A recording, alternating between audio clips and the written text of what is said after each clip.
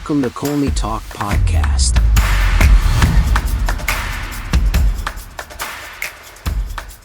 Hello everyone, hope you're doing well. Welcome to another exciting episode of Colney Talk Podcast, your bite-sized breakdown show. I'm your host Alex. First-time listeners, glad to have you here. And to my returning guests, thank you for sticking with me. As always, I talk a bit about the Arsenal match and pick out my top 3 Arsenal players who shined and one odd player not good enough I get to call out. North London Derby. Arsenal won the game. Yes, we did. We did win this game, but it looked like we crawled out of a bloody fight winning by luck. But no way. It was something else. It was just a lot of things. We showed all manner of flashes of brilliance, yet struggled to convert chances, leaving me, and I'm sure a lot of you, on the edge throughout this match. And it's a feeling that has compounded from a couple of games in the past and every other discomfort that it brings. But this is a different game. I'm glad we won. And I just don't want to focus on the negatives, but there's just some things I got to talk about. So let's just dive right in. It was a roller coaster of a North London Derby. And there was just a lot of things. The first half, we started the match with the authority that it deserved. On the one hand, Arsenal, we were up for the match. We showed sheer quality that had us expecting all the fireworks, the way we came with the energy, playing on home turf, making sure that we did not disappoint. The press was intense. The movement was fluid. And we were pinning Spurs back in their own boxes. Odegaard and Trossard were causing havoc, looking for Sterling to join the party. But I guess he wasn't ready, or he wasn't expecting the kind of opening to serve him to score and join and make some real damage. I mean, when Lewis Skelly fed him that ball, I'm pretty sure some part of him didn't expect it to be that way. But that was the first highlight of disappointment. Havertz, he was trying hard to find his best spot. Give him credit for doing everything that we know he does very well. It's just situations where he's having some level of dips, or some things where he's not clicking, or I don't know. But Havertz was really trying his best, and it wasn't connecting. But then, with all the energy we showed, I was wary of Spurs running down with the ball and doing damage. We dominated possession. Yes, nothing new. But what did we do with it? Too often we overplay in the final third, trying to literally walk the ball into the net instead of taking the shot when it was on, or not even on, just taking that shot.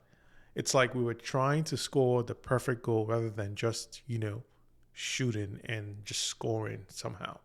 I'm sorry, I don't intend to sound negative, but that's just the emotional highlights of the first half. And then, of course, because football is just a cruel mistress, Spurs scored against the run of play from a deflected shot from Son, and suddenly we were chasing the game. It's moments like these that make you question everything. And that's where my worry really came from, because we tried so hard, efforts very well recognized, but the opportunities that we had in front of us, we didn't take it. And then we suffered right away when they just had that one few chance and they were leading.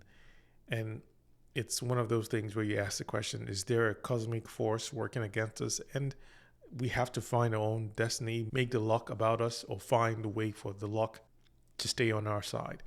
But then just as the despair and worry was just trying to settle in, we showed that fighting spirit that we needed to for this game. 2 goals in quick successions before halftime, and the Emirates was rocking. I mean, an own goal, sure, we'll take it. But then Trossard with a beauty of a shot. I mean, where the hell have you been all this time? Something has been missing. What kind of Trossard we get in different games, we don't know. But this is the Trossard that we've been looking for the past 3-4 matches. At least I have been looking for him. It's like we remembered how to punish teams when it's needed. And we sure did. In the first half, Shirley did not disappoint. The second half, though, that's where things got really interesting. We came out with a different energy. There was a maturity to our play that we hadn't seen in the first half. We were controlling the tempo, dictating the pace of the game. It was like watching a complete different team. But, and there's always a part where Arsenal is in there, we couldn't kill the game off. Chance after chance went begging. Havertz, bless him, couldn't hit a barn door with a banjo.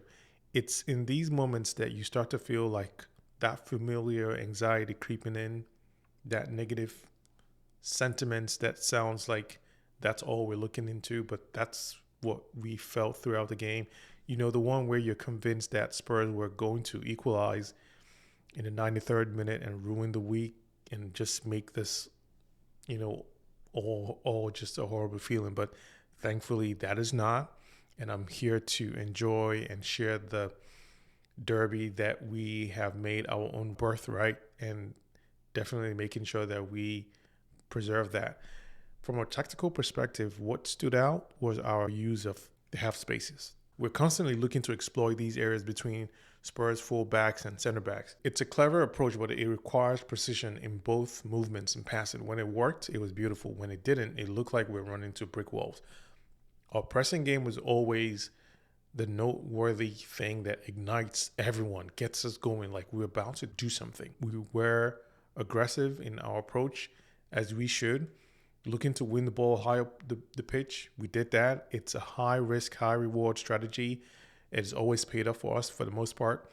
We had Spurs pinned back and out of their alignment, no breathing room, and that was amazing to see. The few times Spurs grew forward, we were locked in. Credit to the team overall, playing disciplined defensive football. We had to. A lot was at stake. 1 goal deficit is nothing. We all know that. And the moments they knew that they had the chances to do a lot of things, thankfully, the defensive players, they played their might. The few times we had those lapses, I'm glad we did not suffer for that, because there was just so much that we could have, and this whole game and outcome would have completely, easily, maybe just a few slices of seconds, been something completely different. But thankfully, we're here to enjoy and talk about this game. So now let me talk about my standout performance. First player, Declan Rice. He was incredible, immense throughout the match. He managed to break up Spurs' attack with surgical precision, reading the game well. He was excellent in his distribution, always looking to play forward and progress the ball. He was good when he did those little half turns to evade pressure, creating space for himself and others. And my goodness, his set piece delivery. Funny how that hasn't been talked enough about, but here are his flowers. My first player that deserved a mention and a lot of praise, because he was simply incredible. Second player, Big Gabi. At the back was just a shutdown villain. He managed to keep Solanke quiet for most of the game, using his physicality to dominate aerial duels. He eats that for breakfast. He was excellent in his positioning as always, seeming to be in the right place and the right time. Talk about pinpoint defending. Oh my goodness. To deny that toe poke of a goal, I'm counting this as one of the best saves of the season. He was good when he stepped out of the fence to intercept passes, nipping Spurs, attacking the board, and let's not forget his contributions to our equalizer. That header was like a guided missile. Huge performance from the big man. Third and final player, Trossard.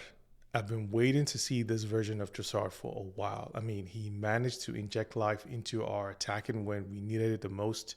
He was excellent in his movement off the ball, constantly finding pockets of space. He was good when he took on defenders, using his low center of gravity to wriggle past challenges. And that goal, pure class. The way he opened up his body and curled it past the keeper was top quality. Not gonna lie though, I want more from him. I'm glad he showed up in this match, and hopefully he just continues to do that, because we don't have anyone. It's unfortunate to see Jesus go down like that. We don't have our major attackers like we have. We're just begging for something to happen. So that's it for our front players. But let's not get carried away. Yes, we won the game, but it wasn't the dominant performance we all crave. We made life difficult for ourselves, and against a better team, we might have been punished.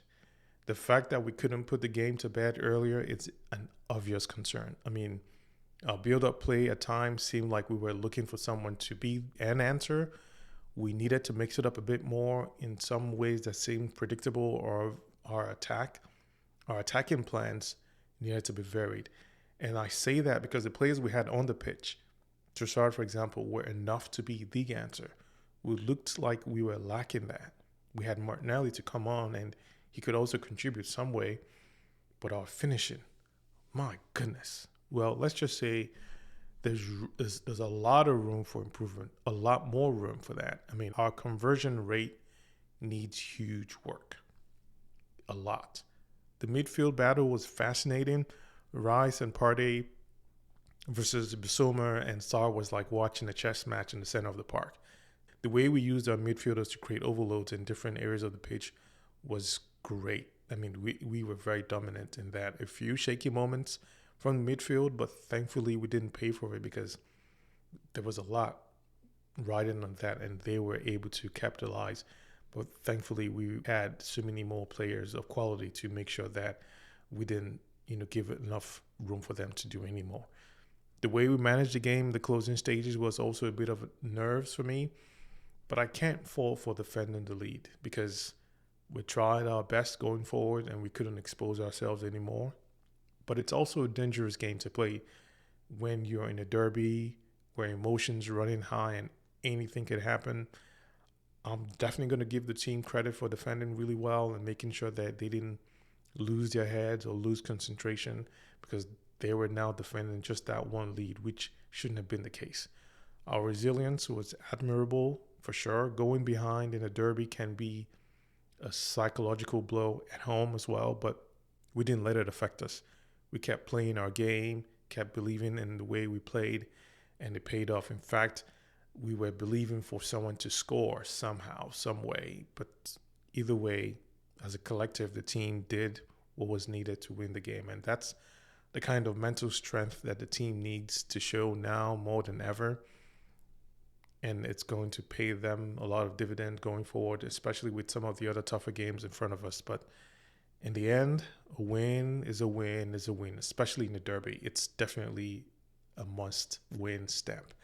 But if we're honest with ourselves, the pressure now is on our recruiting plans. We don't have the answer internally in terms of what we need to shore up our attacking plans or attacking squad or outlook.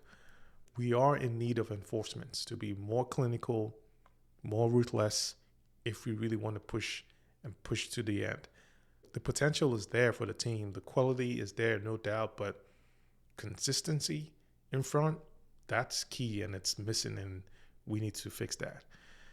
I mean, as we look ahead to the weekend, games like this can be pivotal. It's not just about 3 points. It's about the belief and how we instill that with the players that can make that happen. This derby is a life on its own, and I'm happy the team showed once again that we can grind out results. Now, we got to show that we can dominate and close it out proper when we play other teams. A lot of ways to go, and injuries has really gotten us bad. I'm not sure how much, recovery for the major players to come back, but the more the merrier, and hopefully we get these players returning much sooner, fingers crossed. But I'm not going to pin all my hopes on them because they're not even game sharp, but that's for another time. It's a long season. There will be more twists and turns to come. For now, let's enjoy the victory and remind those freaking noisy cowards who runs North London. This is Arsenal after all, so there is no other way to think about that. Okay, that will do it for this episode. Thank you all for tuning in. Remember, like, subscribe, and share. Until then, take care.